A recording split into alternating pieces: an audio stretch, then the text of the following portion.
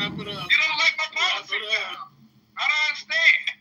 You wanted to hear my policies, now here they are. You want to kill people you don't agree with. I think there should be mass graves dug out for you young people. Yeah, okay. I'm still young. I can make some more kids. We can fix this shit. It's easy to fix. We can get rid of these dumb ass niggas and then start over fresh. Okay, so millennials can save the day. Should I policy line? Thank you. We gotta get rid of these young dumbass niggas. I think that we need to have like a mass execution for niggas who wear skinny jeans, put the little weird colorful shit in their hair, and say the dumbest shit while getting high off fentanyl. See, this is why I voted for lying, because when presented with a tough question, concrete won't go to rage bait, right? But theatrical is something where it's a little bit different. Lying is theatrical here, right? What's the policy line? The policy is that we get rid of niggas like you. Okay, gotcha. All right. I hate to say this, man, but you just lost to Little Nas X over here, man. That's great. Fuck out of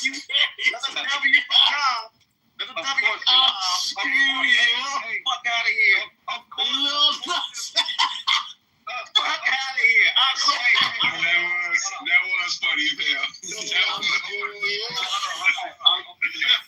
long as Lion get packed up. Hey, hold on. Of course, this little neon driving motherfucker with a lace front will say that this weird nigga with the weird You still didn't answer the question. actually was a goddamn argument.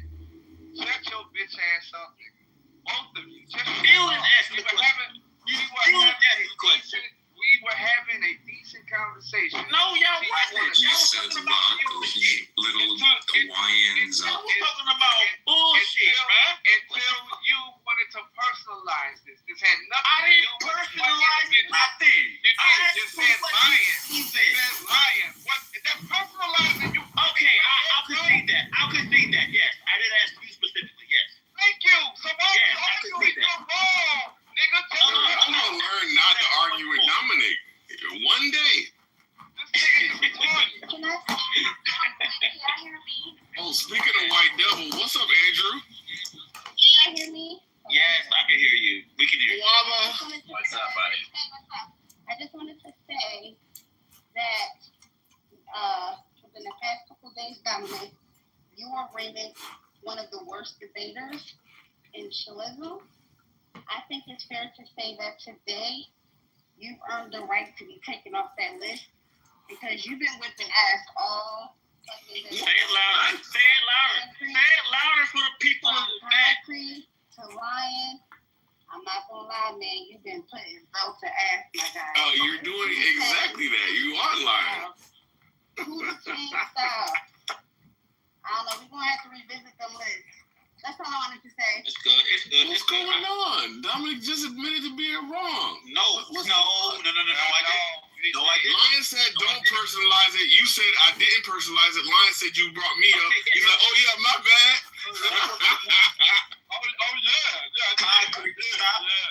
Stop reaching for. So what I'm saying is you just admitted to being wrong and she just crowned you the debate king. Okay. And that seems a little weird. Concrete. Let me explain why you're wrong again. Let me explain why you're wrong again. Wrong that she just crowned you the debate king and you were wrong? Calm down. What am I wrong about, Dominic? You're wrong. You're wrong because What am I wrong about? Nigga, can I get my fucking Say what I'm wrong about. Fuck, nigga. God damn. Stop lying. Say what I'm wrong about. It's drinking. Can I get my third word out before you interrupt? Call that home. You dodging. You dodging. Oh shit. Okay, so I admitted that I did say. What am I wrong about? I admit. Oh, okay. I'm gonna just drop it, bro. Okay, take the W, bro. You got it. Of course. Cause as long as you interrupt, then it's gonna be right. Go ahead. What am I wrong about? Answer the question. Look, you actually ran off the new guys in the room with all that stupidity, Dominic. Honestly, it doesn't even make any sense. You didn't even have to do any of that. Yes, he did. This is Yeah, Dominic. so the nigga that y'all let bloviate and monologue for like how long? Like 5 And what are you doing? What exactly are you doing? I'm not monologuing. I never made a monologue ever. Fucking God. Oh my fucking God, nigga, I'm right, ain't I?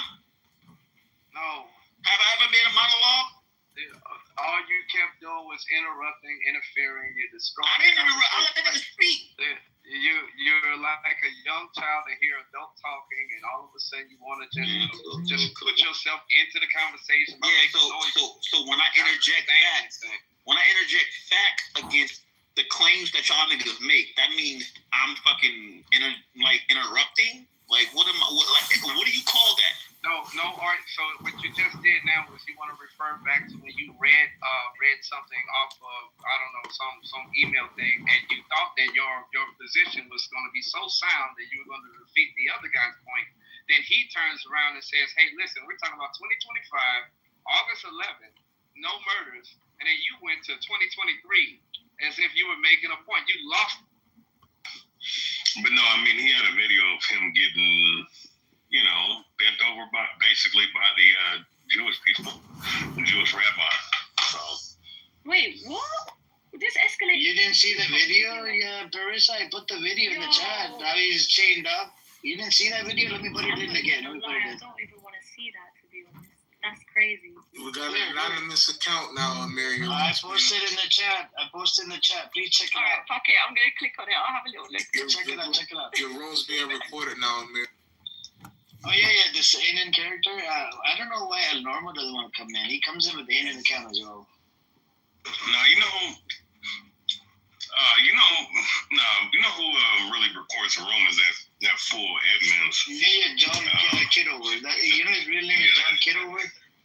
Yeah, he's trying to run for a senator of some district or something like that. Do you know that's why Pepe and this douchebag from Healthy Debates got into a fight? And that's why Pepe doxed a whole bunch of these psychopaths. El Normo got doxed. You got the, what's his name? Mojo, the guy, Roger Mayhem, he got doxed from Healthy Debates. JB got kind of doxed as well with a catch a con because, he used to pimp out women. Oh, yeah, he did. Oh my god, sending me this video. What did you say, Barissa? I said I hate you for showing me this video. You like? No, I hate you for it. Okay, do you want to see a South Park parody where Netanyahu spanks a black rabbi? What? Where did you guys let me put it. My Rumble channel is exclusive, and nobody has this. The old timers come before. Maybe some. There you go. I'm not gonna check out the South Park clip. You guys watch South Park? Watch it. Watch the South Park. How he gets spanked by nothing. I'm not gonna lie, Parisa. Shout out to the Persians, man. I used to when I used to smoke hookah, I used to go to the Persian hookah lounge. Yo, live. Awesome. Were they nice? Were they hospitable? Oh, of course. I met Persians of all different backgrounds. I met Persian Jews, Persian Muslims, Persian Christians, and they all was cool. Yeah, man. They're kind people. You can't hang around Persians and not expect to get treated like family and eat. Yeah, that's you know true. what I mean? But stay away from the Zio ones, though. Oh, we have Barissa. By the way, we have Bruce on this side. He claims to be Persian Jew, but he's a Pahlavi supporter, and he's a Islamophobic piece of shit. Why are they Islamophobic? Let me see if I can bring Samson. Can you ping your buddy in, Bruce? Annoying as hell. No, he's not here, but he came in early in the morning and then he left. I think Samson follows him. Oh my god, they will hate me. They will think I'm like some mullah's daughter or something. And Carissa, by the way, when I'm done with this whole, inshallah, when they get the state or whatever, I'm moving on to the Raza Pahlavi supporters. I'm going to attack them. I love how she Destroy them. I love how she says they probably think I'm some mullah's daughter. They do. They listen, because for them, they just can't conceive that someone in the West that's Iranian is Muslim, right? They cannot, their paradigm does not allow for that, right? So automatically I have to be some like IR agent, yeah? Exactly. Like I'm with you on that one. They think I'm some Talib's daughter. And I said, I wish I was a Talib's daughter. Being a Talib is all knowledge. I don't think I marry her, but inshallah one day. Inshallah. These people, man, they just can't accept anything that like contradicts their narratives that they create in their head. The Islamophobia, there's absolutely no reason for it either. Like it's so Like, I don't know, it's irrational. So just tell them that you don't want to be in miniskirts, and they will start crying. They'll start yelling. They'll start cursing your mom and dad out.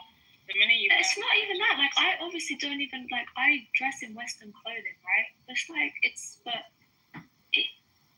like their hatred for Islam, right, has no solid like reasoning behind it. Do you know what I mean? They hate the government, fair enough, okay? If the government has abused certain things in any way, which I'm not even qualified to speak on, right?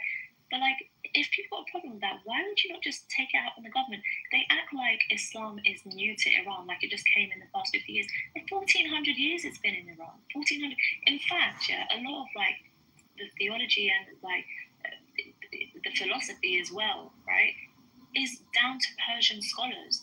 So instead of like being proud of that and claiming that, they try to disassociate and detach from it. For what reason, I don't know. But they do really act like Islam just came to Iran, like in 79. You know?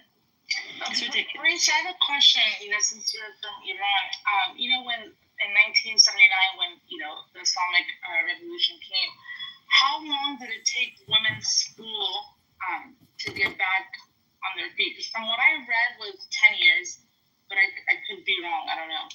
I'm not the best person to speak on that. I think maybe G, if he's still in the room, because G, are you in Iran? Yes, very soon when things went together, and they were very supportive as a matter of fact. Now there's a lot more women than men, even they're highly educated. The numbers could be 2 to 1 even. The women in Iran are really, really highly educated. Yeah, because I heard it took about 10 years for like the government schooling, just like in Afghanistan. There's government schools, but there are private schools. But I'm actually working with a group of women in Afghanistan that were working on their like uniforms and stuff. But I know Iran took time for women to go back to school, government education. It didn't take that long. First of all, when the Iran, as soon as the government did change, it was a revolution. Saddam took advantage. Saddam, if you guys remember Saddam, the neighbor in Iraq. Saddam Hussein took a very support from the Western, and they prepared him to attack Iran. They thought that Iran is a perfect. In a very bad situation, it's a perfect opportunity for the Saddam Iraq to take over the part of the Iran that always they wanted. So Iran, sadly, from the Iraq got invaded, took the initiative, and it took a good 7-8 years that defend for Iran and attack from the Iraq. So that put some stuff back behind, because the country wasn't really prepared. It was just everything was in the change, and you should think that everything when it gets changed, there's no professors or some men from the state, some are scared, and Mujahideen and everybody, they were killing. As soon as they see a picture of Ayatollah Khomeini or here and there, a picture of the new flag or anything, they would come and kill. Everything was in a chaos, kind of, not in a serious, but it was a very dangerous momentum during that time. Every group of these terrorists was active in Iran. And as a matter of fact, there's right now is a short TV. It's a bunch of episodes that already came out. It goes back, it shows the back in the days what Iran was on the street dealing with Mujahideen and the rest of the gang groups. Going back to the she said she was the second person she ever had sex with. She had one body till she met this dude. They had sex raw. He ejaculated in her several times. Figure out the illegal part, because people go. There's nothing illegal other than if they find enough people, they can probably be charged with something like I don't know if there's a law against it, but basically enticing people like a workplace harassment thing. a music business operating that's like if I start a cleaning company and then you come to work for me and I don't have no cleaning jobs, I'm just like, yo, it's time to fuck. You know, it's just there's something to that. You know what I'm saying?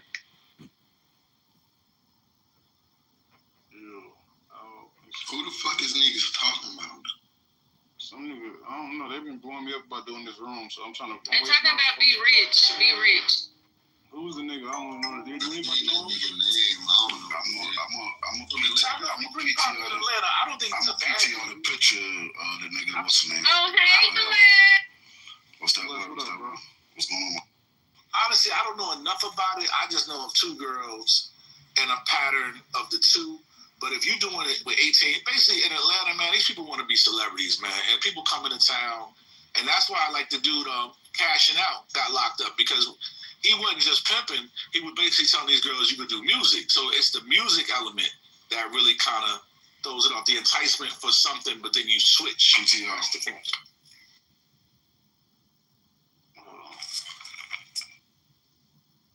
Somebody told me he white. They're like a black dude. Nah, he like me. Yeah, he mixed, but he literally looked like me, but a nigga. The reason why they were saying the shit was illegal. The reason why they were saying the shit was illegal is because she was 17 on the app. They tried to get with her, talk to her. Everybody was like, "Yo, don't do that," because she a young kid type shit. And then what happened? She turned. The people who wrote about him. Yeah, you know, you only got to be 12 to download this app. What? So they banished her though. You hear me, Lou? They banished her from my side when niggas found out because she was saying she was 19. So what niggas did is they put a profile up there. Everybody blocked her, and then she had to make like burners and shit. But when she turned 18, she sent Wolf her birth certificate, and that's how then the niggas end up being around her in the first place. And then fucking B Rich told Shorty come to Atlanta. He gonna work with her, do all this, but. This has been a couple of times though. She done flew to New York to see the nigga, see him in Atlanta, a couple places. She said she's still gonna throw the pussy on him. So you know. You sound like a sugar daddy, sugar baby relationship that y'all promote. Nah, it's the coercion. Did he pay her for some pussy or? Nah, it's like on some quick pro quo shit. So she asked a nigga for $20. Okay. Yeah, exactly. So when niggas ask like, "Oh, what's the situation?" He's like. Legal. Yeah, he's telling her like, "Yo, I can get you here and take you here." And then what happened is she went down to the crib in Atlanta, stayed the night with the nigga. He was like, "Yo, the only way you can stay the night here is if you sleep in my bed. That's the only rule in my house." So when she got out the shower, he was like, "Oh, I swear to God, they just all on recording." Wait. Should we wait? Is it smart to post her pictures though? We don't really know her. No, that shit don't matter. She 18. She know. She's a victim in the situation, so she ain't no victim. That's what I'm trying to figure out. I don't hear it. I'm trying to walk it down because I'm kind of confused. Like, no, I don't think she's so much like. She would have been a victim if he would have done what you said. Look, like this is a old nigga that's messing with young pussy, and he fly her out. A lot of niggas fly women out. He probably expects some pussy. But y'all saying he masking it under like No. He groom younger bitches and give them fake opportunities. That's what they're trying to say. This not like the only shit. Well, one of the problems was she had a one-way ticket, and what she told the room was, "I fucked him the first time because I wanted to make sure I could get home." That was coercion. Yeah. All right, somebody just sent me the nigga Instagram. Hold on. This a white boy, man. What the fuck? Well, we call him a white boy in the trenches. They call murder a white boy. If you light skin on Clubhouse, you're a white boy. That's not the day I saw that video. He's not white. He look like Pepe. Like, what the fuck I mean? He's darker than Pepe. His nose different than Pepe. Hold on. So then another fact was, so when the girl woke up, people block, man, because we got people pulling up. So, and I'm not trying to throw B Rich under the bus. I don't really know the nigga, but he had a machine gun. He had a machine gun in the bed. Everybody thought that was added to the coercion, because like, why you had a AK-47 on the bed? The little girl said, "I thought it was fake." Cordell, what up, gang? I'm trying to figure out where's the illegal part at, because I understand the quid pro quo. That's the civil suit, because if you find people out under disguise of working with them business, and then I'm trying to figure out. That's the only illegal part that could be potentially illegal. That's the only thing. That will be illegal. Grooming is not illegal. You can groom a 30-year-old. Is grooming illegal? Am I tripping? Nah, it's not illegal, but it's frowned upon. Yeah, because I don't want to put nothing on the dude. Wack kind of cleared it up because in Georgia, the age of consent is 16. I think it's 17 in New York. And so Wack's argument was mixing up. Listen, what they mixing up, gang, is they mixing up like the nigga being a creep from being a rapist. She 18, so it's not rape. It's not rape. He just hell of a creep for fucking with a kid. He 52, 54, whatever the fuck he is, fucking with 18-year-old. That's just extra creepy. But we done seen it before, so I guess you know how that shit go. Well, it's bad business. We live in a society where a lot of women promote sugar daddy culture. So the sugar daddies don't be young; they be old. So I mean, right? But it's bad business because if you go with a sugar daddy, it's an arrangement. Is it for sure? Because I'm trying to figure out outside of word of mouth, has it been confirmed that he told them it was just strictly business, or is this what? The narrative is. Yeah, well, Paris put a contract signing on the internet. I seen it a long time ago. Paris was in a contract with this dude. Come on, Paris. Well, that's what I'm trying to say. They talking about Trimmy, but this. No, Paris fucked them too. Man, what up? But Paris grown as hell, man. That's what I'm trying to say. It's not about the age. I think that's a different situation. It's about Paris like 26 years old. But it's not. Yeah, you get Paris pulled up under the bus. For music. They don't count. It's fucking people with the promise of music. Nah, that don't count though, because bitches gonna get fucked in the music industry. Some bitches just be around too, just get fucked. Bro, if you work for a company and you do business with a company, and your boss says, "Yo, if you don't fuck me, you're fired." That's not how. That's not how it works. That's coercion. Wait, I'm trying to. All right, wait. So let's just walk this down. So, because I don't want to put nothing on those dudes that I don't know, and I don't want to put. All right. So, is there any confirmed facts of anything illegal? Because I don't want to put shit on niggas where y'all. Because I know a lot of niggas like to put shit on motherfuckers. No, we already said that. There's no confirmed facts of any pedo. All right. So, all right. I don't want to say nobody's name, right? Because I don't be making rooms like this and messing. Because if somebody told me, first of all, somebody called me, it was a bunch of people, told me it was a white dude that's preying on young women. I mean, it's a white dude preying on young black women. And they was acting like... Hey, excuse me, the boys let be rich. I was in the room, and he did prey on the girl because he called somebody like a couple months before she 18 and inquired about the girl, and then he told her, don't mess with the girl because she's a minor. You're going to get yourself in trouble. And he turned around and messed with the girl anyway. Wait. But technically, she wasn't a minor, though. She had turned 18 when he messed with her, but he had called and made a call about her. Like, laid on their back and just. That person that told him, I ain't gonna put my name out. Don't mess with her. You know, she's a. We made rooms on this already. Yeah, he like Marcus. We literally made rooms. I've been off the app, bro. My bad. We been anonymous and shit. It was an anonymous show. Gay had him. Nah, but he came on. He's on the app. He's just on a. He's on one of them anonymous things. So we have a conversation. Listen in your blood now. You can afford to fucking come out to Arizona. Taking advantage of him. This dumbass. He just didn't give her fucking money, basically under us. Like the girls, young girls, I do with the waste. Who he was in their backyard. I have a crush on my biological. You can't hold it. He was lying about his. He had everybody in the app thinking he was 42, and they just found out yesterday. He was lying about his age. He's not 60. If he was 42 and you 18. The girl that he was miraculously just one day. She was a minor before he talked to her, but she had turned 18. He had waited till she was 18 before he had to come down. He just want to creep past and count. Check it out. What do you guys think they were doing? This is the picture right here, Lou. Let me show you the picture. I'm going to put on my Twitter. Parents are grown up. Yeah. So parents. She was just basically trying to say like he manipulated her mind and shit like that. Like got her to quit her job. What's going on? I think this is a pretty cool piece to pull out. Wait, so she's 23 years old. Yeah. Wait, hold on. I want to clarify. So she's 23 years old. She meets a dude that she knows old as hell. Go up there. So what? I was responding to a couple. Why she just say no? Mutual respect. And pay her own money, but it was like this. Kidnapping her, saying you can't leave unless you get pussy. Like, She indicated that by saying she had to fuck him to get home. Google says that's sex trafficking for you. If somebody comes out for business or music and it turns into you have to have sex, that's the reason why I want to everybody their mama with the narrative that it was this, and then when the facts came out, all he did was it wasn't no RICO, none of that. So the facts versus the narrative were two different things. So I just want to deal with the facts. All right? Wolf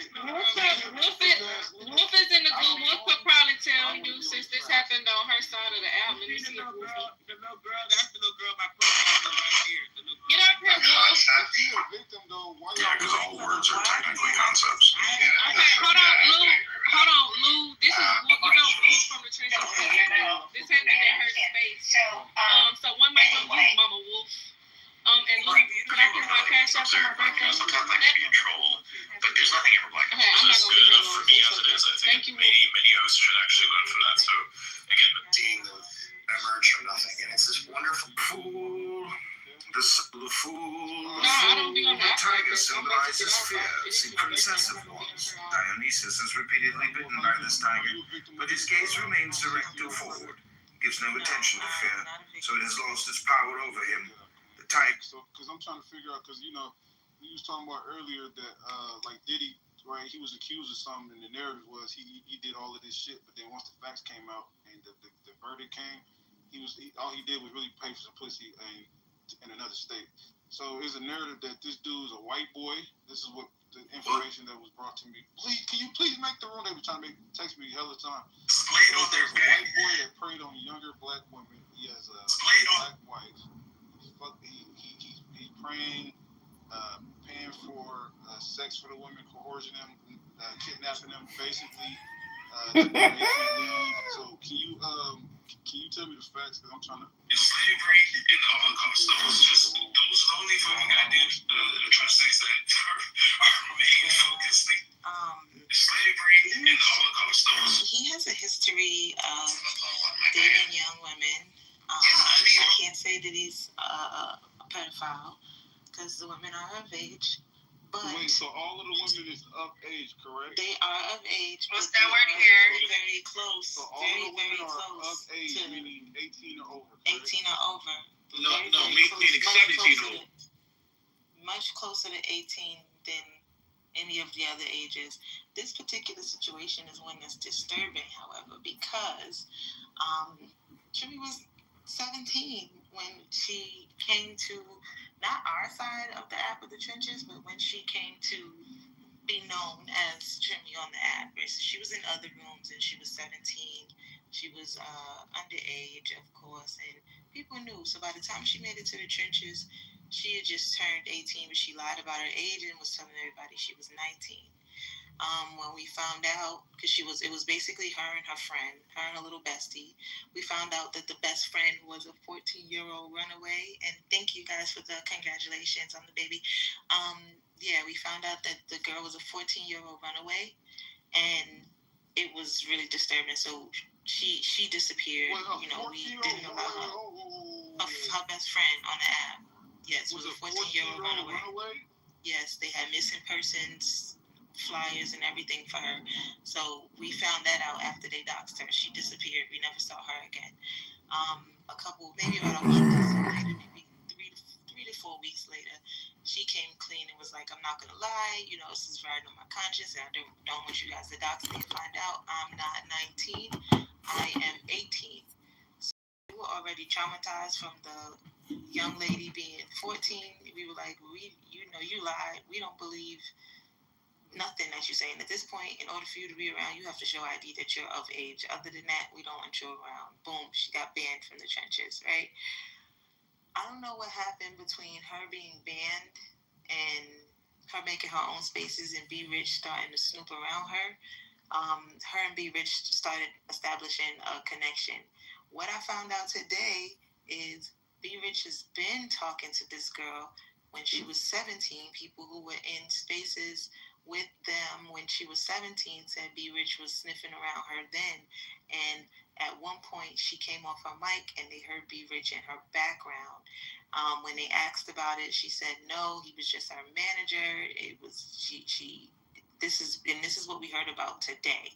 So I'm just telling you guys, like, as it's coming along, like, and what's happening as it progresses. So we found out that he's been sniffing around her for a long time. She came back to the trenches. She sent me her birth certificate. Her birth certificate said she was 18. And she turned 18 February 25th of this year. So she was indeed 17 and just turning 18. So she's hot off the press. The situation with B. Rich is that he has a history of messing with these girls, falling in love with these girls, and then these girls turning around and turning him into content, and then he acts all innocent and hopeless and helpless, like if these people are just manipulating him and taking advantage of him. This girl texted me today. She's basically saying that she's having suicidal thoughts. She said she feels like she ruined his life. He said he told her that his career is ruined, his life is ruined, and all he was doing was trying to help her. So it seems like there's some type of a guilt trip that's being inflicted on her, and she's feeling it really hard. She feels really bad, and yeah, that's where we at with it. It's a disgusting situation, and B. Rich is he's a manipulator. This is a serial, predator at this point. And I'm going to put it out there, and my team, we've been putting it out there because we can't do anything legally. He's not doing anything illegal. We're not, the girl keeps saying, oh, I consented multiple times. It's not about the consent. It's about the manipulation, and that's why we're running it on our side over and over and over. These girls are being manipulated by his money and his influence. Apparently, he's been calling people, using his influence, calling Lil Darius and J. Cole and all these people to impress. It'll back up and pick it up. It's a joke. Yeah, I didn't get it. So I invented that. Perhaps the way that we're using the SSRs is vastly different today than it was 50 years ago. Even like in my case, I would say 20 years ago, we had some family trauma. I wasn't so much struggling with depression as much as like I noticed that I'd just become wildly moody to the point that like I really felt overly emotional and like I just did not have control of my emotions. Went to see my doctor, started a round of Prozac, did it for about 3 or 4 months, and then my doctor weaned me right back off of it. It wasn't like my doctor wasn't a proponent of me staying on the medication and weaned me off of it. And, it worked. Like it kind of just leveled things out. It balanced me out and, I weaned off of it appropriately. And it ended up being very successful. And I didn't need any type of help from a mood, either the serotonin or the dopamine for years and years and years until just a couple years ago. And now I've had to be on a dopamine drug. My intrusive thoughts just got completely and totally out of control. And I was on it for about 6 months. I tried to wean off of it. And my doctor was like, this time around, my doctor was very much like, well, we can take you off of this one, but we should really put you on that one. And she was really adamant about me staying on the medication. And I did try to come off of the medication, and the compulsions with my intrusive thoughts just got completely out of control. So I had to go back on them. I don't know. I wonder if the way we're using those medications now, like it's supposed to be suddenly a lifelong support thing, as opposed to intermittent use before, if that's got anything to do with the change. Hey, I'm next. Joe. I promised Joe be the mic. Joseph, you can have it right after.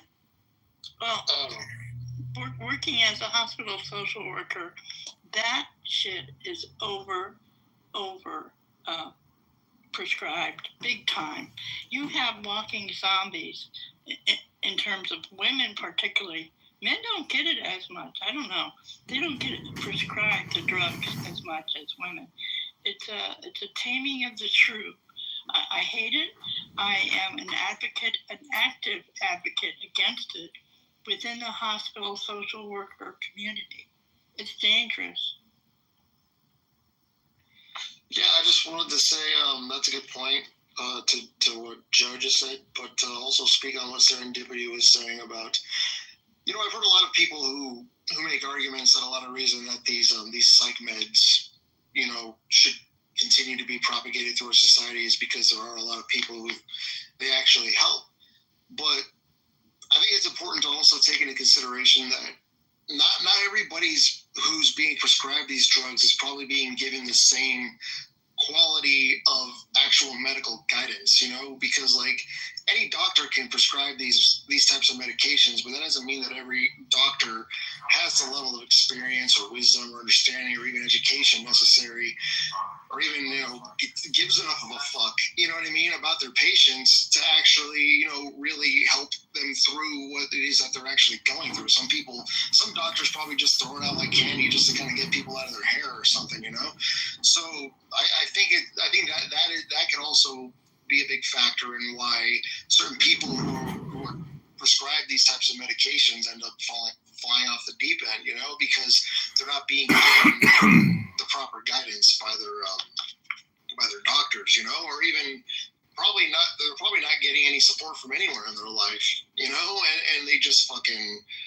fuck it, I'm gonna burn this shit down, and they go shoot up a school or whatever, So there's a lot of factors that can kind of play into how it is that somebody can allow for themselves to generate to the point where do something like. Oh, I'm sorry. So what do you do in that case? I'll tell you, I have a very long. Oh, Judy, you're in the matrix. Four in the universe. Am I right? I have a very long paternal history of depression in my family. I could tell you that when I was 10 or 11, I had that malaise. That's what they would call it. They never said it was depression. As I grew older, something wasn't right. So I always looked at part of my issues as being genetically predisposed because of the family history. When you have a father who has 4 siblings, and 3 out of those 4 siblings have had electric shock treatment in the 1960s, and I'm on an antidepressant, have been for a while, more for anxiety than depression at this point in my life. I tried to go off, and I did go off. 6 months later, it came creeping up again. My children are both on something, but they're all adults. The problem is, you can't blame anybody. You can't blame the clinicians. There are a lot of non-compliant patients, even if the clinicians are giving them the right direction. I know a lot of I've worked in healthcare for years. I know a lot of very smart and educated doctors that would not prescribe that medication unless those people were in therapy. And then there's others that, like you said, they don't care. But I think there's an element of the not caring or get them off my back. Doesn't matter if it's an antidepressant. It doesn't matter how old you are. It doesn't matter. It's just that's the way they practice. My mother's 95 years old. Other than right now, dementia, she's healthier than probably most of us. She's on 2 medications. One's a vitamin, and one is an antidepressant because my rocket scientist brothers, who are both physicians, feel that she's showing depression. She probably is. I would be depressed too. Did I agree with it? No, not for her, just to keep her down. No. But I really do believe there's a real big biological component. It's like, when they say to you, oh, do you have any family history? Oh, I'm loaded with family history. How could I have escaped it? How could my kids have escaped it? I don't know. So for me, it's been a lifesaver. When my daughter had her baby, she had such bad postpartum depression. It wasn't funny. And I would never have told her that I don't agree for her to go on a medication or I'm an activist against it, because I thought having her take the medication was better than her killing herself or killing someone else, because that's how bad it was. So we need to be really careful when we pass judgment on it, because I could say that about a lot of medications, not just antidepressants. And it just makes me sad to think that we're narrow-minded about it, because in my personal case, and I can only speak for me and my family, we are loaded with it. There's no way we could have escaped it. So that's all I got. Well, Judy, you're making an appeal to emotion, though, and the thing is that that's the same way that a lot of parents who are told that they need to transition their children. Would you rather a dead child or a transgender child? Right? So would you rather have your wife commit suicide? Well, sure, people can say that, but would you rather your wife commit suicide, or would you rather your wife on antidepressants? It's the same thing. You're making the same type of case. No, it's absolutely not. It is not. No, it's not. No. You're saying that you're arguing that it's an emotional thing, and it's not. She's not appealing to the emotions. She's appealing to the clinical. When you have a depression situation, it's not just emotional. Yes, it can be.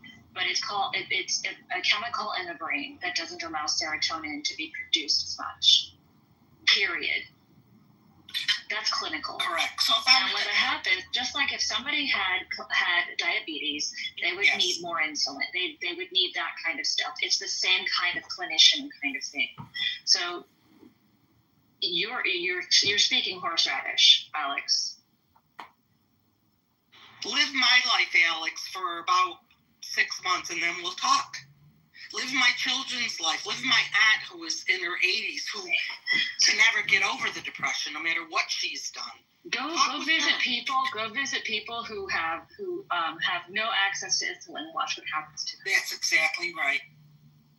Yeah, my father was diagnosed with clinical major depression, bipolar mania 2, hypomanic, and I saw him go through a chemistry lab of up to 12 different drugs at one time. Some of those drugs were countering side effects of another drug, and it just became quite a chemistry lab. He did die of liver cancer. He had colon cancer, but it also went to his liver. But as far as it being genetic, I definitely agree.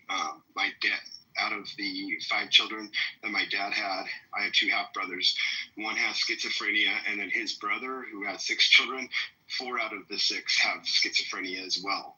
So that's what Judy's talking about, right, Judy? It's this is a different kind. There's other types of depression that through situations that happen, but like the clinical, depression, serious stuff. I mean, my dad went through electric shock therapy. We're talking back in the 50s, which was pretty old school, scary stuff. And he did go into remission until he was about 40. He got that when he was 17 years old. He missed his junior and senior year of high school when it really hit him. And he went into a remission after the electric shock therapy, interestingly enough. But then it came back in a big way. He ended up being a psychiatric technician for Santa Barbara County in mental health because he had such a big heart for mentally ill and helping people. And anyway, that's just a little background. But he was a roller coaster ride. I mean, there'd be days I'd come home and he would be manic. He'd be buying things. There's always like a box from QVC at the front door. He'd be crying one day. Next day he'd be mowing a lawn, and he didn't want to stand in front of him when he was mowing the lawn. Like my mom's parents, my grandparents on my mom's side were afraid that he was going to kill all of us and himself.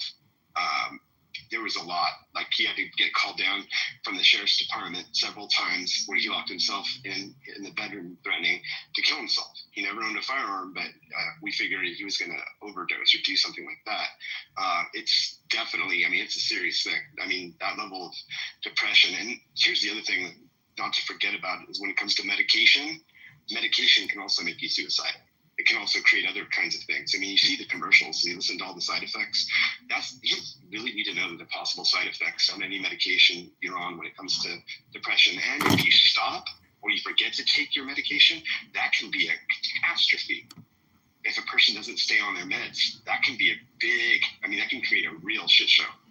Well, and I was going to ask Yos, are any of these drugs been updated, like with the national background check when it comes to firearm purchasing? Like if you're on these meds, or has anything been updated since I'd say 10, 15 years ago to legally purchase a firearm, and are these red flags for that? Most universities, you can form a I have a gun, and I'm on antidepressants. No, there's basically they ask you if you're using illegal drugs. That might not be a sentence you ever want to hear uttered in your life. I have a gun and I'm on antidepressants. That's the two things I'm looking for right now. And to be fair, suicidal ideation, whatever it is not part of a regular SSRI. Wellbutrin, citalopram, even Prozac, these are not side effects of those drugs. Like those side effects are listed on drug commercials on TV, but those are not SSRIs that are listed on. Well, and mentally deficient is very vague. So I don't know how. It comes down to you were put under psychiatric care against your own will. That's kind of where they're at. Right. So managing any kind of mental deficiency wouldn't come up as a red flag during a purchase if you have to disclose the management of a mental deficiency.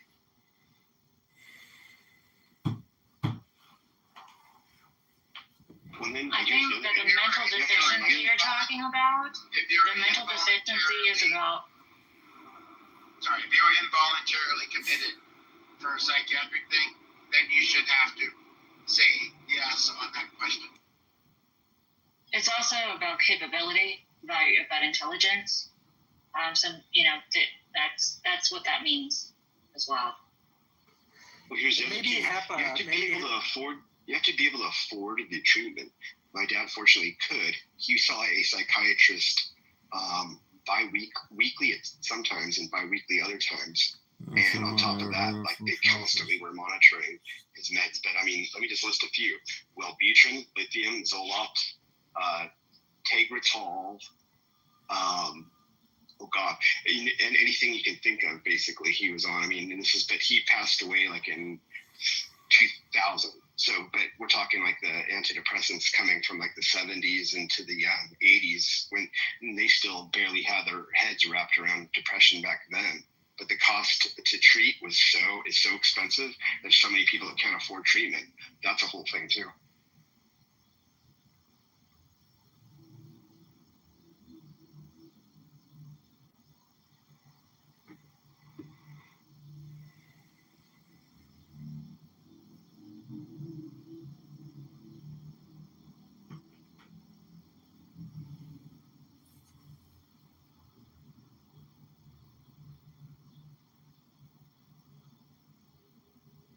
Registered disability. Hello? Well, you know, say one thing about schizophrenia. Yeah, I was like, what? Schizophrenia, there's another one. They've finally gotten to a point where there's a shot you can take once a month. But before that shot came out, the biggest problem with schizophrenia is schizophrenics didn't like the way the medication would turn them into a zombie, and they wouldn't stay on it, which is why you would see what you see just down the streets of people talking to themselves and saying things. It's the shot once a month has been a big help for schizophrenics, but then again, you still have to be able to have access to getting that treatment and that shot. Yeah, that was a challenge that I hope we can improve on. Taking care of our country needs help with mental health, and it's unfortunate how expensive it is. Big deal. You know, that's okay. So two parts. Number one, I wanted to note, I do think there's something to be said about particularly the hormone therapies being combined with either the SSRIs or the dopamine drugs. I think that's definitely an element that there needs to be focus on, particularly like when you think in the context of how many of these shooters have been trans.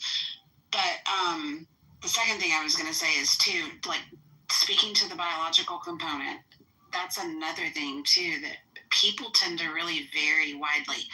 some people really need the serotonin uptake.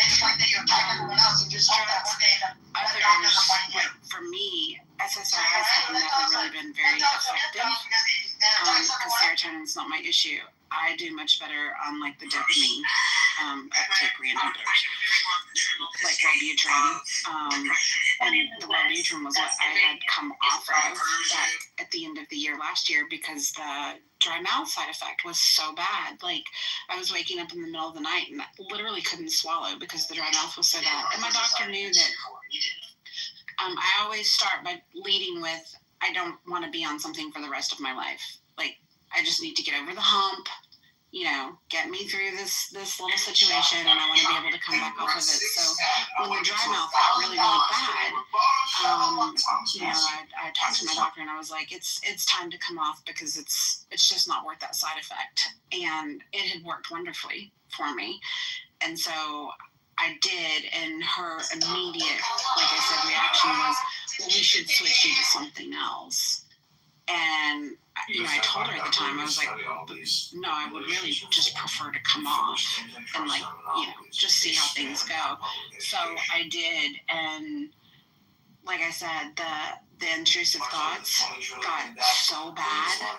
I mean, really, really bad to the point that not only was I obsessing on the intrusive thoughts, but like I was having the compulsions. It was changing my behavior. It was affecting my behavior in the way that I did things. And so I called my doctor back and I was like, okay, I'm going to have to go on something else. This is like getting really out of hand. And that was the thing that my doctor told me to do is she was like, well, we're going to put you on another dopamine reuptake, but she also advised that I seek the like professional counseling services. She was like, I think you need to talk to a therapist to work through some of the behavioral issues so that the medication hopefully won't have to be long term. And so I was like, okay, 10-4, no problem. Never been like a big, huge therapy kind of person, but I decided to entertain it. And it was such a hassle going through my insurance to get approval, to have some therapy sessions, to talk about like just OCD in general. And I had like 3 appointments with one of the, I don't know, doc in the box kind of, you know, they give you like 3 free virtual appointments or whatever. So my insurance company had me do that first, but they only covered 3 appointments. And she was like, yeah, you're going to need more than 3 appointments. So then I go back to my insurance company. They get me approved and set up through this e-home counseling. I had 1 appointment and the counselor was horrible. He was horrific. And I called my insurance company back and I was like, no, not happening. You're going to have to find me somebody else. Then I got a call a few days later. Sorry, we don't really have anybody else on the plan that can see you. So, you know, like the mental health system of this country is just wackadoo. Services are terrible. Can I ask a question? I've never been in therapy. I mean, maybe I should have in a lot of ways, but like I've also never taken any psych meds. So as far as what it is that the doctors use to prescribe the psych meds and the therapy that you might be going through, is there any correspondence between the therapist and the doctor so that they can kind of come together to try and decide like what type of, you know, measures or what type of medications will be best for a patient to be prescribed? The only correspondence in my case was my doctor requesting the records from the therapist because my doctor was the prescriber of the medication, but the therapist was the one. And like I said, they're OCD issues. It's not like, you know, which is a little bit different, but still kind of in the realm. But yeah, so my doctor requested it from the therapy provider, but that was his own initiative. I don't necessarily know what the standard norm is. Like I said, I'm not a therapy person. But given the compulsive behavior, I felt like, well, at this point, I'll try anything because I just wanted to get it under control. I just feel like there should be, you know what I mean? Like, I mean, maybe that would require a lot more funding or resources or, you know, some sort of like adjustments to be made to the system or whatever. But, you know, like when you're dealing with people's heads, it's like it's incredibly subjective, you know, and like the types of emotions that a person is going through, the type of upbringing they had, or whatever type of trauma that they might have been exposed to could be a big factor in what, you know, and why they're struggling to cope with and reconcile with the world, you know. So like it's not solely, you know, a brain chemical issue, you know. It's also like a spiritual issue, you know. It's a psychological issue, you know. And it just seems really irresponsible to me to just be like to give a doctor like complete agency and their ability to decide what type of medications a person should be prescribed based on, you know, just solely like brain chemistry, you know. I don't know. That's my perspective. So to give you a little bit of reassurance, often when people go into medicine therapy, their vitals are checked, things like that. There's a lot of things that are considered before they're diagnosed, before they're given a medication. Sometimes, and it depends. There's a lot of doctors who can give those drugs out. Before it was really difficult to get any of these medications, and now it's become more readily available. But there's also what happens with psychiatric stuff too is more behavior. There's no kind of screen you can do. There's no blood screen. There's no they're still determining if the MRIs can determine if somebody, like a person in severe depression versus somebody who's not, if there's even show up on an MRI screen, things like that. You know, a lot of, or pick a screening of any sort. So what they've done is determined how are you feeling and what's going on with your body, what symptoms have made you concerned that this is not just a physical condition. That's the point I'm trying to make.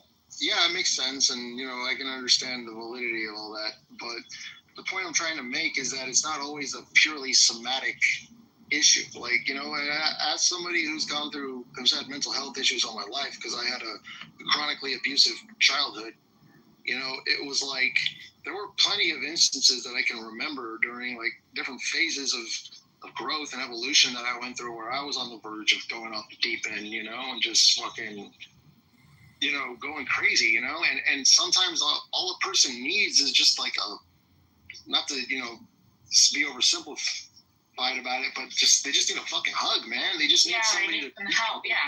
Exactly. They need some unconditional support and guidance, you know, and just love from someone, you know. And a person can, on the outside, look like they have all that. Like they can come from like a wealthy family, you know, be put through all the best schools and all that stuff. But like, you don't know what type of fucking internal like psychological dynamics exist within that household. They've probably been emotionally neglected all their life, you know. And I feel like those are factors that can play a big part in how a person's brain chemistry like react, like, you know what I mean? Like, it's not always it's not the tail that wags the dog, you know, it's the other way around, you know? Right. And, so that's my stance on it. And I tell you what, too, Monica mentioned it in chat, but I figured I would just put it out there. Without even intending to, in my search for, like, trying to just identify my behaviors and identify small little ways to make changes, I launched into deciding that I wanted to volunteer at a stable. I really wanted to work with horses, and I kind of threw myself into it. And that, honest to God, ended up being the best therapy for me. It is the one place in the world that I can go and spend time with them, and everything else on my mind just kind of falls away. And I think sometimes we all, like, I have a really hard time shutting my brain down and stopping the thinking. And I can be there doing that. And I don't know if it's because of the physical labor. I don't know if it's just I love the connection with the horses or what. But that's the one place I can go where everything else falls away and I am just right there present in that moment, and it quiets my brain. And that's absolutely been the best thing in the world for me. Will they eat McDonald's apples? No, Wallace, they will not. You silly goose. Oh, that's funny. You did try it then. I told you. I did, and they did not want any part of them. I do wonder if it's the lemon juice. It's the formaldehyde. Oh! Just kidding. I don't know.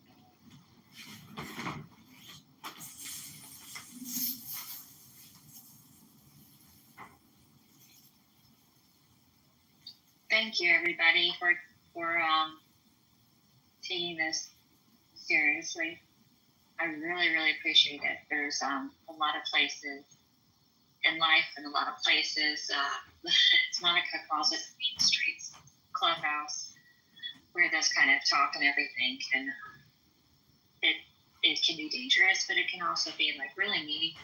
People can be real mean. So thanks for allowing some sensitivity to a lot of this stuff. I really appreciate it. Whether you agree or disagree with it. Well, I mean, you know, the fundamental theme of the room is that some guy or person just like shot up a bunch of fucking innocent people, you know? And it's like, I feel like the result of that is just the general, like, lethargic kind of coldness that a lot of people in our society just have toward one another. I mean, everywhere you go, it's like there's no interaction outside of like transactional interactions. You know, like you go to the store, you buy something, you talk to the clerk, you know, whatever. But like if you go out on the street anywhere, like nobody ever fucking talks to each other. Very rarely do you ever go anywhere where you see people who don't know each other interacting. You know, it's just like I go to the cat food aisle on Publix, because then all the other cat ladies go there and they talk to each other. And we have a little conversation. I mean, it's really actually, I'm kind of half joking, but actually, like when I actually go to a store and go out in public, it seems that that's just how I socialized. It's how I was raised. Not like we're gonna have like strange numbers or anything, but just wishing people a pleasant day and trying to be as pleasant as possible in any interaction. So I don't know. I get a little sense of sanity with it. Here's the most recent lesson that Clubhouse has taught me, even about my engagement here, but I think my engagement in the real world. You know, there was a room last night calling me and some other people specifically out by name, and then lumping the conservative women on this app kind of categorically, and a lot of very unkind, untrue things were spoken in that room. And you know, you hear about it and you find out about it, and like your initial reaction is to want to react. And that was absolutely my initial reaction as well, was to want to react, to defend myself, you know, to call out the bullshit. But that's exactly the kind of fuel that they're looking for. And I had to come to the conclusion that like, I'm just not going to get in the mud and roll around with them the same way. I don't have to stoop to these levels. I don't have to propagate like making up lies and act the same way as they do. The best thing in the world that I can do is not to give it any breath, and to just keep doing me and being me. And you know, I have to hope that like my reputation amongst the people that I actually care about will stand for itself. I don't need to go defend myself. I don't need to tell people, you know, those were lies. Those were things that weren't true. You're going to know me, and you're either going to accept me and like me, or you're not, and that's okay. We're not all everybody's cup of tea. I don't care. You know what, serendipity? The thing is, that's the only place you'll be able to have rent-free is in the haters that want to sit back, the jealous people, whatever they may be. But you are in their head. They are thinking of you. And guess what? It doesn't cost you a damn penny. Just keep being the kind person that you are and say, well, that's great. You know what? Yeah. I always have to pay rent, but thank God I don't have to pay rent to be in your head. Keep thinking about me. Right? I mean, these are people that I don't even engage with. I can't even say that I regularly engage in their conversations. And they chose to use my name and disparage my character. And yeah, like that at first, you're just like, what the fuck? But then I'm just like, why do I care? These aren't people I engage with. I don't care. And so, yeah, sometimes the only way to win is not to play.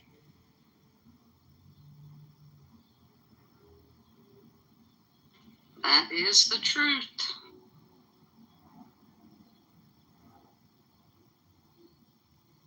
Well, and the sad part is, you know, I don't talk about it on here that often. I have in my bio that I'm just, you know, a real estate professional in Florida with Keller Williams.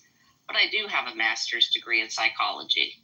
And I pay attention to some of these people, and I'm like, you guys are so damn lost in this world that you need to figure yourself out before you actually come on to a social audio app and try to destroy people, because you can't do it in real life. You have no control in real life. And I pay close attention to the people that are mods that keep moving people down to the audience. Like, oh, you're in timeout. Nope. And then pull them back up. No, you're in timeout. Nope. And they just keep doing it over and over to people, like the same person. And I'm like, you know what? You have some type of problem in your life that you need to figure out, because if this is the only control you have is to be on a social audio app, one, we don't know if that person is having some type of weird, bad day, psychopath, what they may be. But you're stemming them. The more you push them down, then to just ask real nice, you know what? I don't think it's your day in here. Do you mind to just get going? Get going. I don't want to throw you out of the room because I don't think that's very kind. But if you'd like to just leave, because you're not contributing. But I pay attention to that stuff because sometimes I get very aggravated with it. But yeah. Yeah.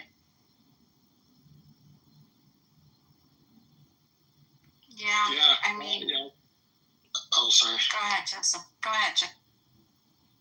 For a long time, I've been on this app for probably like 3 years now, and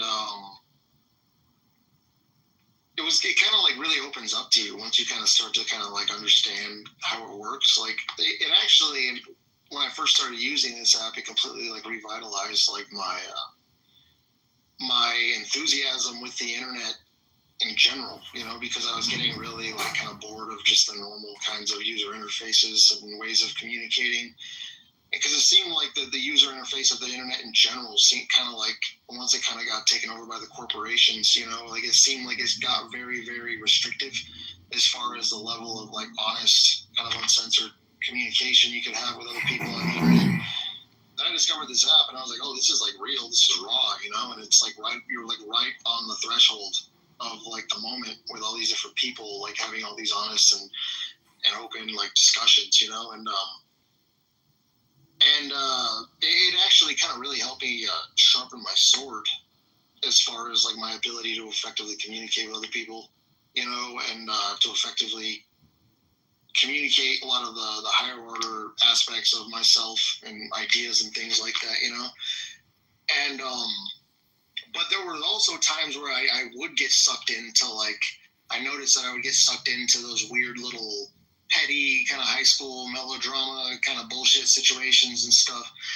But if you use it properly, it's like you can use it as a way of reflecting to yourself, you know, like these aspects of yourself that you need to kind of learn to reconcile as far as how it is that you relate to people socially, and kind of exercise your own inner demons, essentially. You know, that's kind of what I put it to use for myself as. But after that, I kind of went through that phase. I stopped engaging on the app for a long time. I would still come on here and poke around a little bit, but I would always feel like this kind of malaise about the app because it felt so. Every room that you went into, it was just like, you know, it was just hyenas and jackals and vultures and just fucking picking at each other and, you know, blowing smoke. And, you know, it was just like, I don't know, like, I think it's just, you just got to kind of hold out. And that's why I'm glad I found, like, honestly, Serendipity was there, that room. I think it was yesterday about, like, what's causing chaos in the country. Like, I don't know, it was the first community that I found in a long time where people were actually like conversing respectfully, where there was actually like effective moderation, where they weren't using it as a way to like empower their ego in some sort of way. Like what, I don't remember who was saying that. I think it was Beth. You know, there are people that do that. You know, it's like the people that they moderate is as a way of establishing like a social hierarchy. Yes. Within the room, you know, is like who's the in group, and everybody else is just fucking expendable fodder, you know, and it has like a really like deranged kind of effect on the psychology of the room, you know, where it's not even, if you have any sort of head on your shoulders, it's not even worth fucking engaging at that point, you know, and so yeah, it's just really a matter of what you have to understand is that, you know, your participation in these rooms is completely voluntary. You know what I mean? Like you are the one who's in complete control of what type of effect you're getting out of this app or not. And anytime I'm in a room where it's like so much of an uphill battle that it's not even worth engaging, I just remove myself from the room, you know? Because like I don't over-identify with it to the point where like I'm staking my ego on other people's perception of me in that moment. You know, I gotta fucking try to prove something. You know, it's just walk away, man. Yeah, real quick, I was going to say the 4 agreements should be necessary read before downloading this app. And 100%, the thing of it is, I don't care what space you go into, your comment about, like, you certainly do have more heavy-handed moderators that are more particular about curating, like, echo chambers or just playing with those that don't agree with them. But we're human by nature, and I think you're oftentimes going to find in most places that you will see a lot of, like, you definitely see a lot of the same moderators here in the Muff. Depending on the topic of the conversation, sometimes I will mod other people. For example, if we're kind of getting into some of the, you know, gender war topics, like I don't want the stage to be full of a bunch of women. I'm generally going to stack the deck to try and make sure that we've got some men on board. I also try to pick people that I feel like are generally going to be fair and balanced in the room as far as like listening to, don't necessarily with. But not all spaces are that way. And I don't always get it right. I can tell you my issues come up all the time. And it causes bickering amongst the friends. Like it's not a fun place to be. I hate being top left in these rooms every day. Like I cannot wait for Moto. Well. You wear the crown well, friend. You're doing a great job. It's not easy at all to be up to the top left, for real. That is not an easy thing to have to do. You're doing a great job. Really appreciate you. Thank you. I hate it. Content, quote unquote, creation, that's not my forte. Monica's the content creator.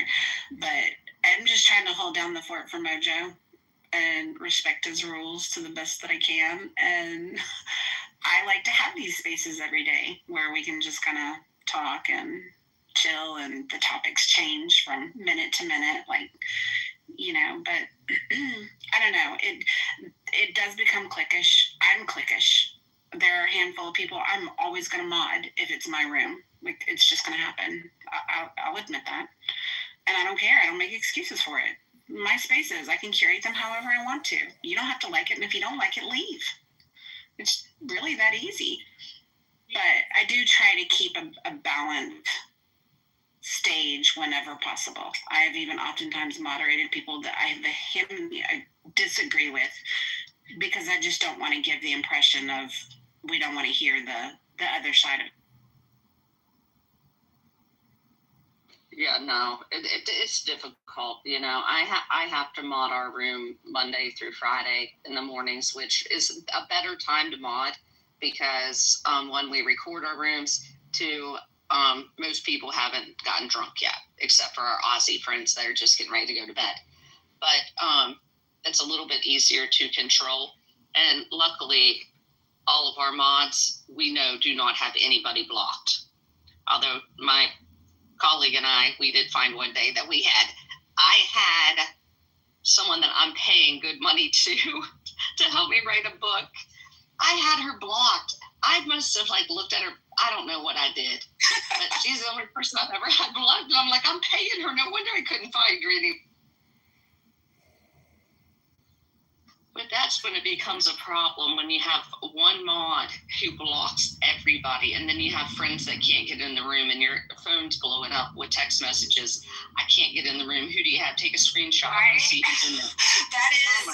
That is definitely, yes, that is definitely a huge source of contention. And something else that you have to consider is how many people are your mods going to have blocked, because it's going to impact your traffic, and you're going to get those back channel messages, you know?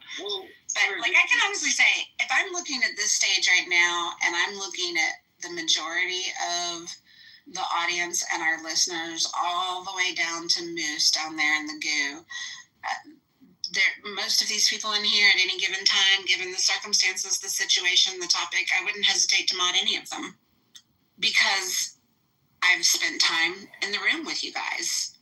I don't find anybody really that's here right now to be particularly heavy-handed. I prefer less is better in most circumstances. And so I wouldn't necessarily have an issue modding the majority of the people in this room right now. It's just a lot of times it's the topic, and two, like, I also don't think it's conducive to mod the whole fucking room. I think that's just a shitstorm waiting to happen. Somebody's eventually going to boom it, get mad, throw people down, kick people out. And that can get real messy too. So, yeah, I don't know.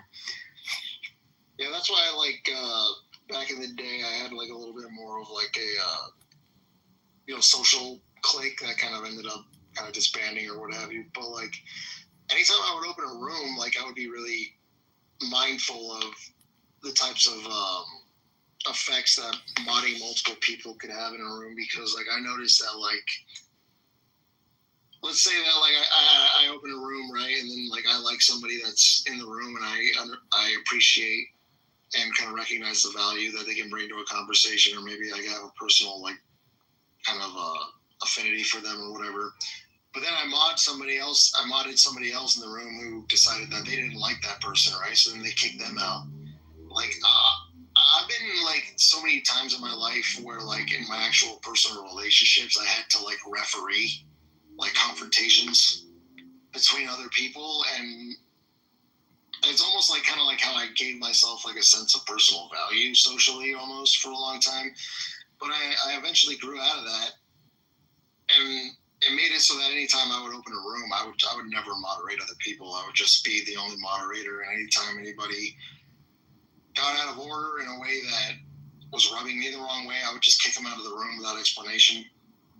I wouldn't even say anything about it, I mean, obviously there would be levels of disrespect, Sometimes all it would take is just for you to kind of give them a warning or whatever, but if I could tell that their intention was to create discord in the room, you know what I mean? I would fucking just axe them, But eventually that even started to have like a backlash, because like people would like start to view you as being tyrannical, and then they'd all start talking shit about you in the back channels, and that just caused me to kind of step away from things for a while and just kind of focus on myself.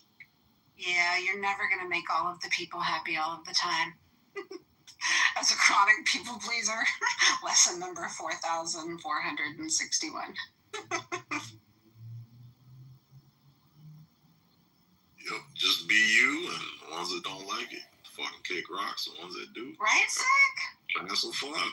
Can I brag on myself for a minute? I'm just yes, ma'am. I do it. Brag really quick, because all this whatever that's going on in these clubhouse streets, and I actually have a real career, contrary to what people think. I went back to work a year ago. Okay. Girl, you work at Walmart. Be quiet. So, all of this, mess, whatever we want to define it as. And I actually have to do presentations. And before the presentation, I was complaining in the back channel to Serendipity. I get an email from the CHRO Serendipity. Hi, everyone. I just wrapped up today's weekly session with my name. I'm just going to call myself MG, and wanted to take a moment to recognize her exceptional delivery. Although I've seen the HR presentation several times, MG's energy and engaging style made everything feel fresh and dynamic. Her ability to connect with the audience and keep the content lively is truly impressive. MG, you are a fantastic presenter. It was a pleasure to be dialed in with you today. Kind regards. And then he called me. Via Teams. And I was like, why is my CHRO calling me? And he called me. Oh, congratulations.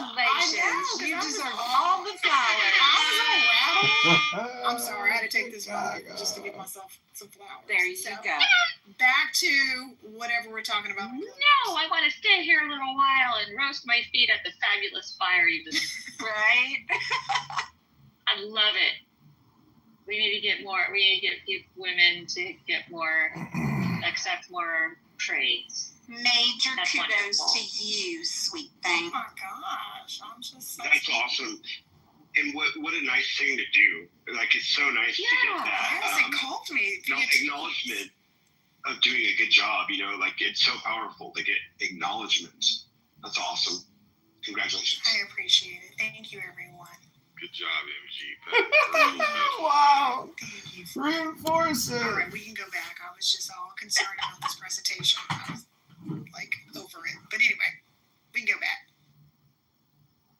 Well, I am so proud of you, MG. I've been waiting so we could break the conversation to say congratulations. Oh, we can go back. We can go back. But I was just so, so excited to see the email. How many of you felt really good hearing that? Like, how that... I did. Just to hear her share that. You're right. It is a gift to us. That was really nice. I concur. It is a gift to us. A gift to us. I love using my emojis. So I get to use my emoji. Because what are we getting back to? Are we going to still talk about the topic at the top, or? No. Well, you have something? No, I don't. I just was asking. I wish I did, but I'm flowing, going with the flow. We've covered a lot of territory today. I think we should all read our last employer review. I'm about to get mine. To expose who we are, like just the absolute truth of our annual review. That's funny. I'd like to read a poem, if I may. Sure, John. We're back to the poems. We won't even take a poll this time. There was a flower with eyes. The eyes looked at the flower. The flower looked at the eyes. Okay, I'm done. Sorry. Okay. Okay, this is what it is. Take the deepest breath of the day. This is called To All My Beautiful Clubhouse Friends. I don't have any friends. I don't get tired of you. Don't grow weary of being compassionate toward me. All this thirst equipment must surely be tired of me. The water jar, the water carrier. I have a thirsty fish in me that can never find enough of what it's thirsty for. Show me the way to the ocean. Break these half measures, these small containers, all this fantasy and grief. Let my clown house be drowned in the wave that rose last night out of the courtyard, hidden in the center of my chest. Joseph fell like the moon into my well. The harvest I expected was washed away. But no matter, a fire has risen above my tombstone hat. I don't want learning or dignity or respectability. I want this music and this dawn and the warmth of your cheek against mine. The grief armies assemble, but I'm not going with them. This is how it always is when I finish a poem. A great silence overcomes me, and I wonder why I ever thought to use language. Oh, dear Lord Jesus. I don't know what they're selling out on the streets of Chicago, but I would say go a different route today. Don't go past that man again. Whatever you're taking. John. No, go a different route. Oh, I thought it was accurate where it said that you're a thirsty fish. You can't satisfy your thirst. All I kept thinking is, why is he telling us about his fish? All I kept thinking is, why does he have so many Mojo accounts? I just kept thinking, he loves me. I got hungry for fish.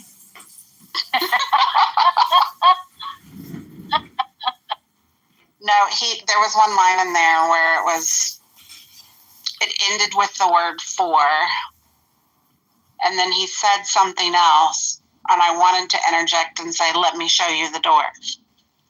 But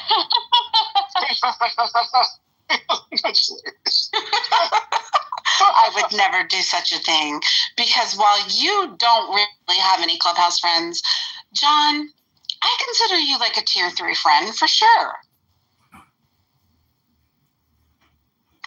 Clubhouse tiers. I like that. How many tiers do you have? Just 3. Just 3. 3 tiers. I like that. Yeah, anything under tier 3 is a frenemy. And then, you just got the ones that don't matter. That's good.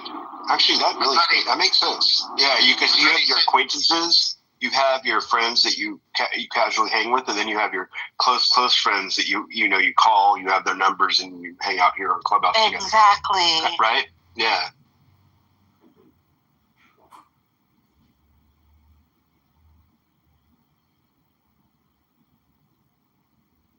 You should do a poem about that, John. What, that he's a tier 3 friend? Clubhouse tiers. I like in tier 3. I like the play on words there too. Clubhouse tiers. It can be friend tiers. It can be real tiers.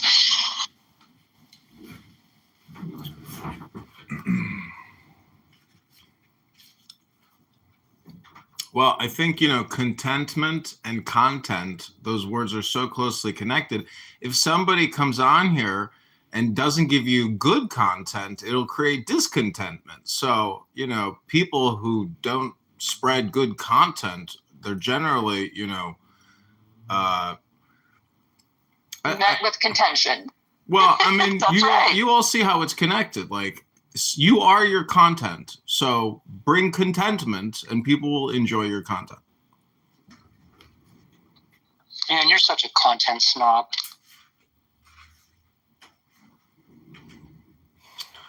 Well, I'd like to read one more poem of contentment. Oh, no. Okay. 60 seconds, John. We've come again to that knee of seacoast no ocean can reach. Tie together all human intellects. They won't stretch to hear. The sky bears its neck so beautifully, but gets no kiss, only a taste. This is the food that everyone wants, wandering the wilderness. Please give us your manna and quail. We're here again with the beloved. This air, a shout. These meadow sounds, an astonishing myth. We've come into the presence of the one who was never apart from us. When the water bag is filling, you know the water carrier's here. The bag leans lovingly against your shoulder. Without you, I have no knowledge, no way to touch anyone. When someone chews sugarcane, he's wanting this sweetness. Inside this globe, the soul roars like thunder, and now silence, my strict tutor. I won't try to talk about Clown House. Language cannot touch that presence.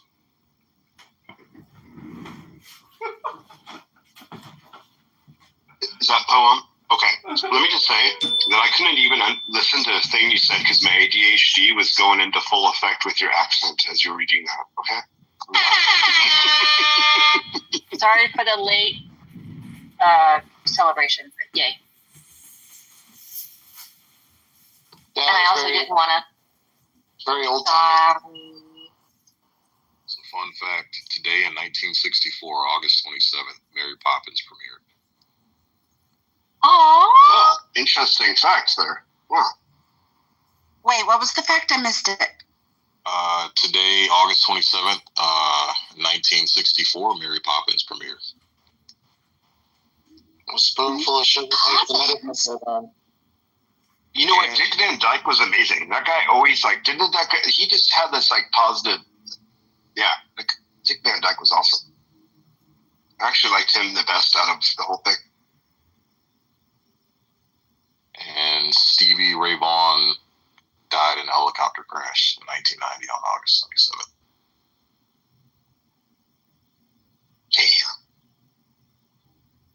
Stig's coming with the in history today. I got a little pop-up in my browser that gives me little fun facts for the day, or the date. What National Food Day is today, Sig? Do you know? I haven't looked it up, but there's every day is a National Food Day, right? Let me check and see. Yeah. Look it up.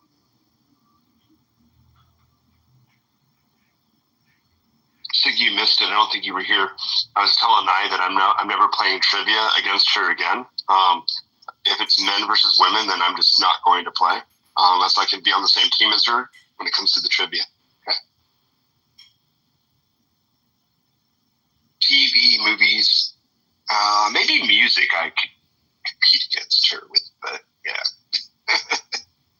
I think the next trivia room we do, Sean B, is going to be like poll pick. Answers correctly and doesn't. Oh, I like that. That'd be cool. And today is National Banana Day, Sean. So okay. All you banana lovers, today's your day. Eat a banana. Okay. It's good potassium. There you go. Yeah! Go banana! That's a quote from The Simpsons when Ralphie's on the bus and they're racing fruit and everybody's racing an apple and he rolls a banana. That's silly. I don't even watch him. That show is silly.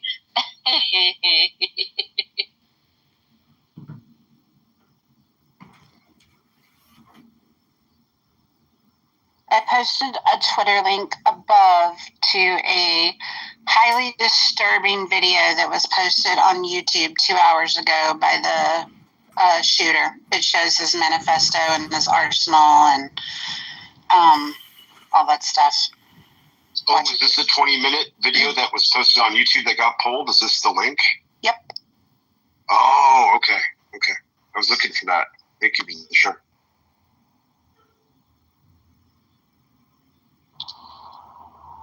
Do you guys know the history of bananas in the United States? We had one type of banana until the 1960s, roughly, and then it got a fungus that killed the entire worldwide supply, so we had to change to a different banana from then on. And the other banana tasted better than the ones we have today. Oh my gosh, like the smaller ones, right? No. It looked like the ones we have today, but it looked the same, but it's a completely different banana. It was called a Gros Michel, Gros Michel, and it had a fungus that killed the entire world population of them, and they replaced them with Cavendish, which is the banana we eat today. And now it looks like there's a fungus starting on Cavendish, and they don't have a replacement right now, but they're worried that it might go away forever as well. It literally went extinct. The Gros Michel went extinct. That's why they called it Gros Michel. It had a fungus. Dang. Instincts and going instinct. I can't talk right now. Kind of like bananas are seriously important to everybody's, to people's general diet. Well, that could be really bad news for everyone. Yeah, and they're by far the most popular fruit in the world, too. You could solely live on bananas. Yeah. Are bananas in pajamas in danger? Oh, dear. Gosh. It's like I wish I could taste one of the old bananas because it's supposed to have tasted better. It's like when McDonald's changed their fries. Apparently, before that, they were cooked in some oil that was deemed too unhealthy, so they changed it, and they significantly changed the flavor. So Malcolm Gladwell on his podcast, Revisionist History, which is a great podcast if you haven't heard it. Malcolm Gladwell is one of my favorite people. He has an episode where he found a lab that made the same oil that McDonald's used to use, and then he cooked fries in it, and he brought people in to try them, and they were crazy good. The people were like, "Holy shit, this is so much better than the current fries." And apparently, we've all forgotten what they tasted like. But the other ones are way better. What was it? Was not palm oil, and then they switched to vegetable? I thought it was lard at one point. Yeah, I don't know. Yeah, but there was something in the oil that was unhealthy. It wasn't oil itself. It was, but the reason is chalked up to this something in the oil. So I don't remember the reason. I think it changed in around 2000-ish or something. But apparently the other fries tasted way better. Like on the podcast, people are freaking out how good they are. Oh. New topic is in the chat for Monica. Scientists have discovered that black plastic used on many food products is a carcinogen.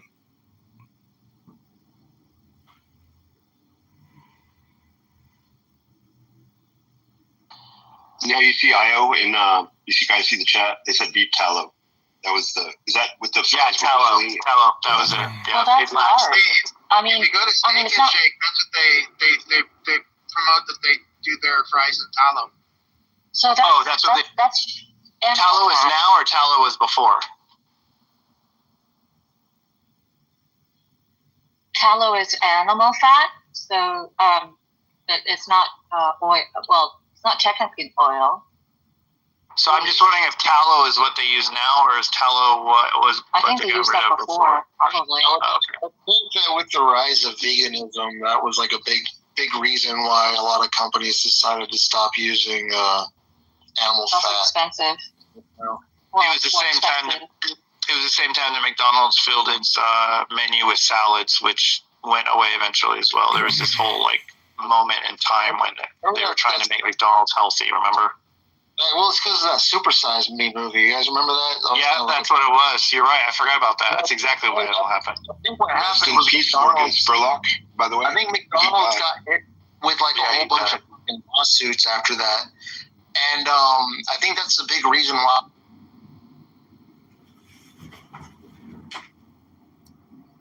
You know, it's like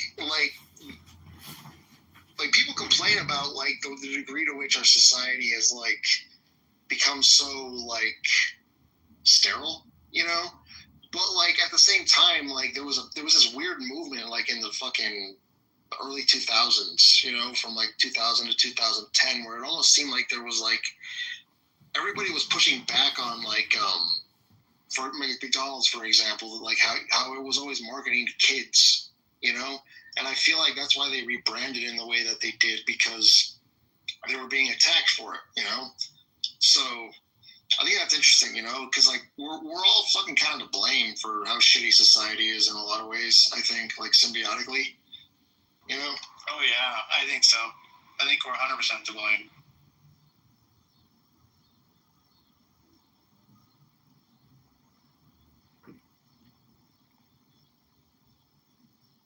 I think there's just too many people, man. When everybody has a voice, it's how do you establish a baseline when literally everybody in the world is coming from somewhere else, you know? Yeah, someone said, who said this recently? I like the world better when I didn't know the opinion of people I don't know. And I totally agree with that. Yeah, that was So, I just feel like there was a lot more of a bottleneck effect as far as the quality of voices that could kind of rise to the top of the heap before the internet. Well, we had the same source to go to for facts. I mean, that was a big deal. If you were arguing with me about something, we'd open the encyclopedia or the dictionary and we'd solve it. And we both left agreeing that one person was wrong, one person was right. Then we got into alternative facts. Then we got into factoids, right? Which are false facts. And now there's facts to support every single opinion from any direction, and it's impossible to discern which ones are true and which ones are not. My biggest fear is losing complete awareness of what's real and what's not real. I mean, we're already going there for sure. We're already in the midst of it. So what happens when we literally can't tell what's real and what's not real? For a while, I was kind of concerned with the whole idea that, people were going to start to lose grip on what's real and what's not because of ChatGPT and artificial intelligence generated images and videos and things like that. But then I realized like there's a lot of people in comments on like Instagram videos and shit like that who will be like, "Oh, that's AI," to a video that's like fucking like 15 years old. You know what I mean? And I'm like, "Oh, it's just stupid people. Stupid people are still the problem." Yeah, but we really don't know it too. We have to maintain our critical thinking skills and question everything. I mean, honestly, we're in a period of time where you really do have to use your own intelligence and make your best judgment and guess. Because a lot of times it is a guess. I mean, you could hear about some science research on some food product, and unless you have the testing capabilities to test that water out, what is that? you really don't know. So now you have to like look at it and go, years ago, he was the editor-in-chief. What else can I find about this? Is there anything else, or is it just this one story from this one place? No one else is reporting it. It's not coming from any, where's the research here? Like, you really have to do your homework now. Well, there's also an entire generation of people who grew up using the internet as like the main means by which they interface with like the world, So it's like to the point that Mike was making. Like he's like, I used to love reading encyclopedias and stuff like that when I was a kid, because it was like the information was highly curated, and it was coming from a place that was like very scientifically founded, but these days it's just like this whole generation of couple now actually of people who are just being exposed to like this cesspool of just like this soup of just information that is the internet. That's just like, how do they even like, that's gotta be like insanity inducing, I would think, to have never had any simple, understanding of, I'm not really sure what I'm trying to say at this point. Like, I can't really think or articulate what I was. I think in my mind, one of the biggest problems is we are not using our critical thinking skills to discern whose opinion is more important than someone else's opinion. We're no longer respecting experts. We're no longer respecting, time and service. 30,000 hours of discipline studying something doesn't matter anymore if we can just find something that contradicts that on the internet and we feel like that's more important.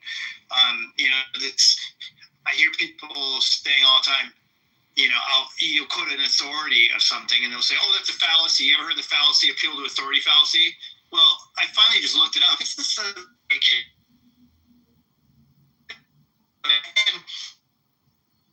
How can me believing a doctor's opinion, yes, your stupid fucking opinion, that I would trust a doctor's opinion more than yours, Joe Schmo, right? And so I looked it up, and appealed authority, it's a fallacy that occurs when someone cites an authority figure to support an argument. God, it's so fucking frustrating. Can you hear me now? Okay, so can everyone hear me? Blah, blah, blah, blah, blah. Yeah, you're good now. You're clear now. Okay, so appeal to authority fallacy. It's a fallacy to appeal to authority under certain circumstances. This doesn't mean it's a fallacy to appear to any authority. It's a fallacy to appear. It occurs when someone cites an authority figure to support an argument without considering whether the authority is actually an expert in this specific field, or if the authority is biased. So those are two reasons to consider that appealing to an authority could be a fallacy. However, the biased one is really easy for someone to claim. Like, if they don't agree with you, you just claim they're biased and now it's an appeal to authority.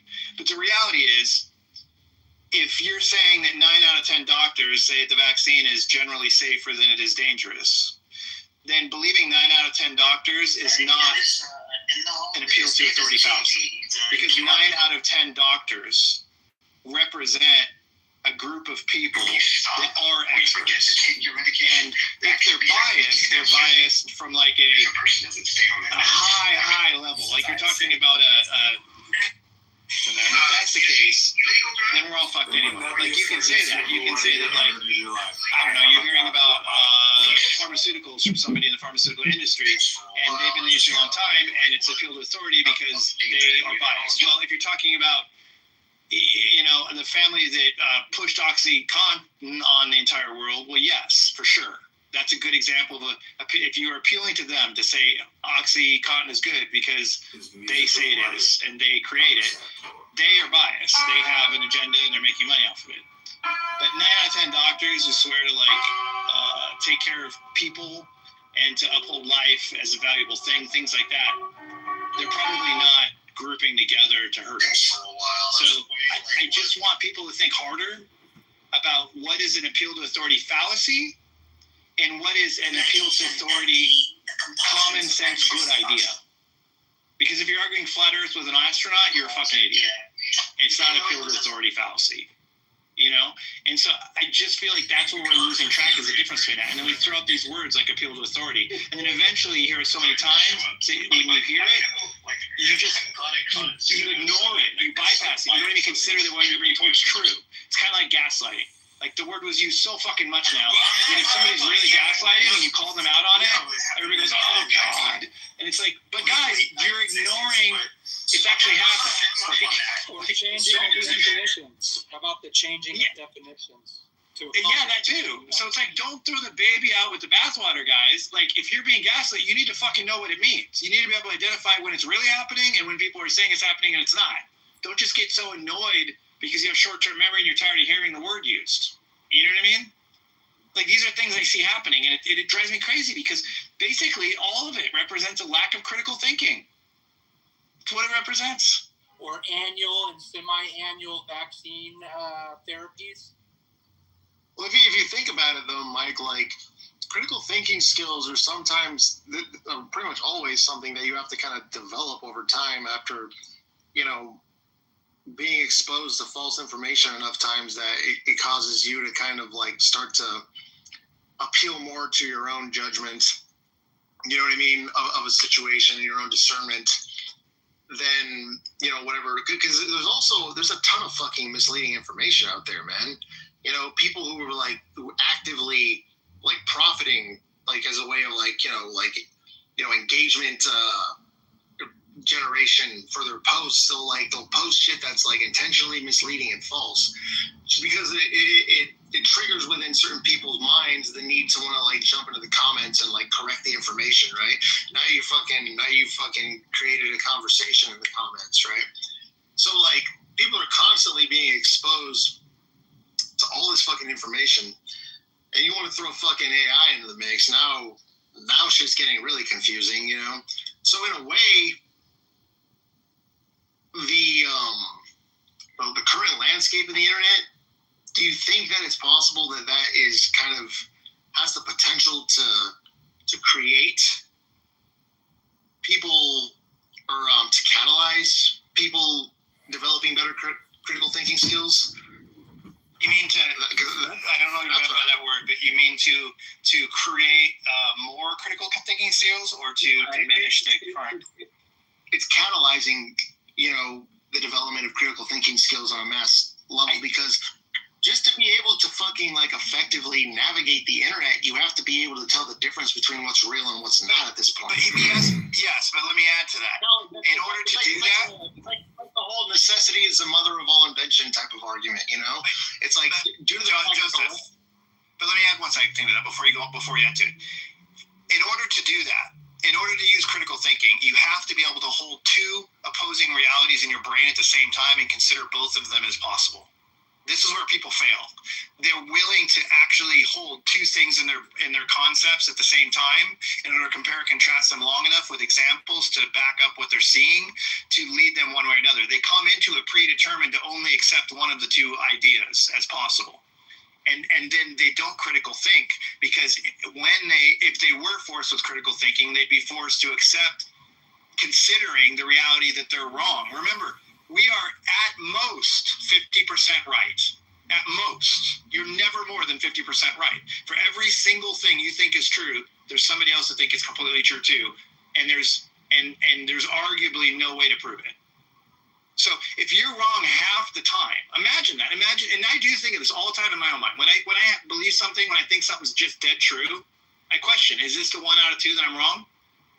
How many people do that? You have to hold yourself accountable. You're wrong half the time, period. Period. Well, like if you're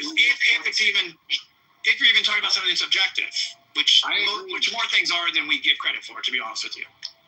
I agree with what you're saying, but what I'm trying to say is that a person has to be wrong enough times to the point where they have to fucking suffer the consequences of being wrong enough times.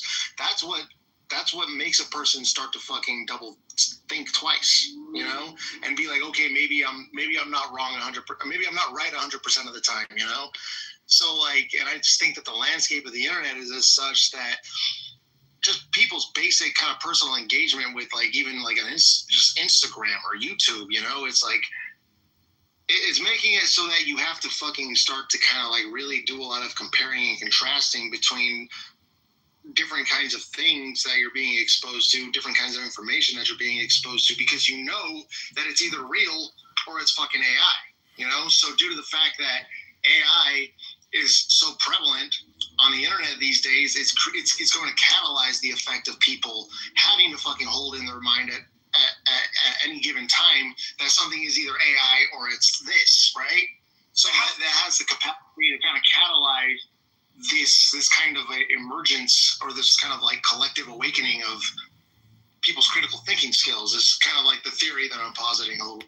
But if your point is that you have to be proven wrong enough times and suffer the consequences to recognize that you should reconsider whether you're not right all the time, I would argue that it's more difficult than ever to be proven wrong, because now there's too many places you can go to buddy up with people who will tell you you're right and to find alternative facts that will support what you want to think. That we're not being proven wrong enough to actually learn the lessons and to consider that we are wrong half the time. I think that is really the biggest problem with the internet, is that you can literally convince yourself you're right no matter what you believe. There's always somebody else that's going to agree with you, and unless you remain so open-minded that you're willing to consider that there's a whole group of people that are wrong along with yourself, you're not going to suffer any consequences. You're just going to align yourself with the people that agree with you. That's what people are doing. That's why politics are more polarized than ever. Music of life. I'm going to jump in real quick just to say hey to Io and to Marshall, because I hadn't got to say hey to them yet. Sorry.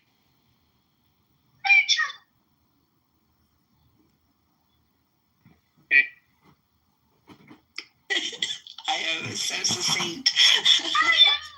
All right, y'all continue on. I'm sorry, Mike. What's up? Glad to see you. Glad you're here. Oh my God.